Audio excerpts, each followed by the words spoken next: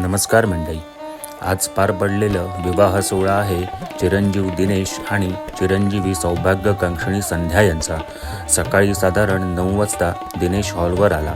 सुहासिनींनी त्याला हळद कुंकू लावून ओवाळून हॉलमध्ये घेतले। त्यानंतर पाहुण्यांनी कांदेपोहे आणि चहाचा आस्वाद घ्यायला सुरुवात केली। इकडे दिनेश आणि संध्याने एकमेकांना अंगठी घालून थोडक्यात साखरपुडा उरकून घेतला। त्यानंतर भटजींनी पुण्यावसनाची तयारी करायला घेतली। मेकअप आवरून संध्या पुण्यावसनाला येऊन बसली। सगळ्यात आधी सुहासिनींनी सर्वांना हळद पिंजर लावून ओवाळून घेतले आणि यजमानांची गाठ मारली। त्यानंतर भटजींनी गावच्या देवांना गाराणे करून पुण्यावसनाला सुरुवात केली।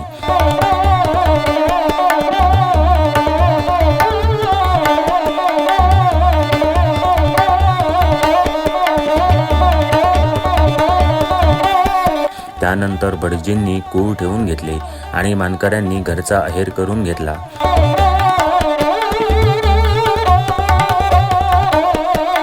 त्यानंतर 5 सुहासिनींनी संध्याचे घाणे भरून घेतले आणि लगेच संध्याला हळद लावून घेतली।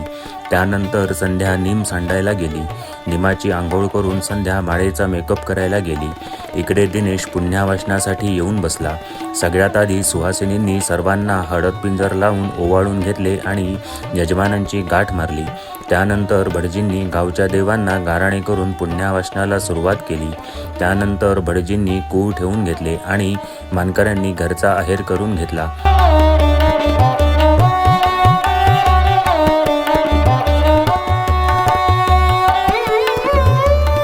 त्यानंतर 5 सुहासिनींनी दिनेशचे घाणे भरून घेतले आणि लगेच दिनेशला हळद लावून घेतली। त्यानंतर दिनेश नीम सांडायला गेला। निमाची आंघोळ करून दिनेश जानवशाला येऊन बसला। बेंजोवाले पण बेंजो दणादण वाजवत होते, त्यामुळे हॉलवर प्रचंड उत्साहाचे वातावरण होते। इकडे संध्याच्या आईबाबांनी दिनेशचे पाय धुवून त्याला ओवाळून घेतले आणि त्याला गोड मिठाई भरवली आणि दिनेशला माळेसाठी घेऊन आले।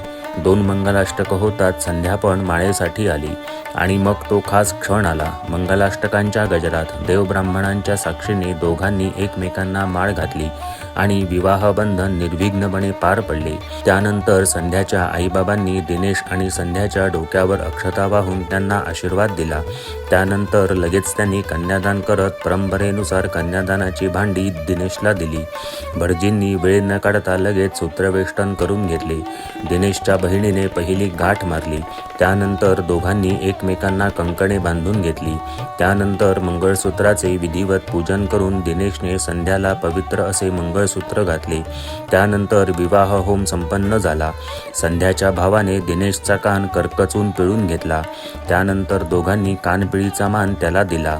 त्यानंतर दोघांनी पवित्र अग्नीच्या साक्षीने सप्तपदी पूर्ण केल्या। त्यानंतर नाव बदलून दिनेशने संध्याच्या कानात नवीन नाव सांगितले आणि एकमेकांना साखर भरवत दोघांनी तोंड गोड केले। यानंतर नवदाम्पत्याने भटजींचा आशीर्वाद घेतला। त्यानंतर ह्या सोनेरी क्षणांना दोघे कॅमेऱ्यात कैद करत राहिले।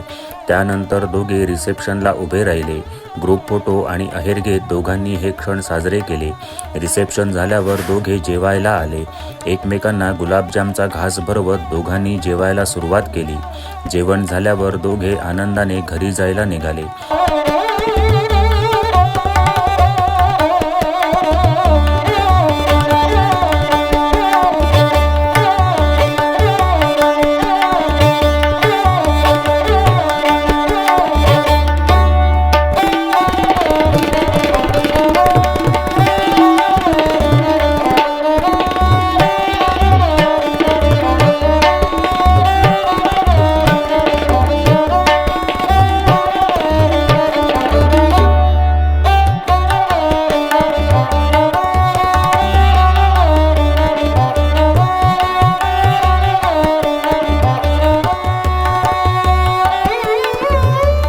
तर असा हा विवाह सोहळा सर्वांच्या मनात आनंदाच्या आठवणी सोडून गेला। दिनेश आणि संध्याला लग्नाच्या मनःपूर्वक शुभेच्छा। तुम्हालाही असं झोकात लग्न करायचं असेल तर आजच आम्हाला संपर्क करा। गुरुप्रसाद मंगल कार्यालय, कणकवली, बानकरवाडी। फोन नंबर आहे 94 21 90 47 70। धन्यवाद।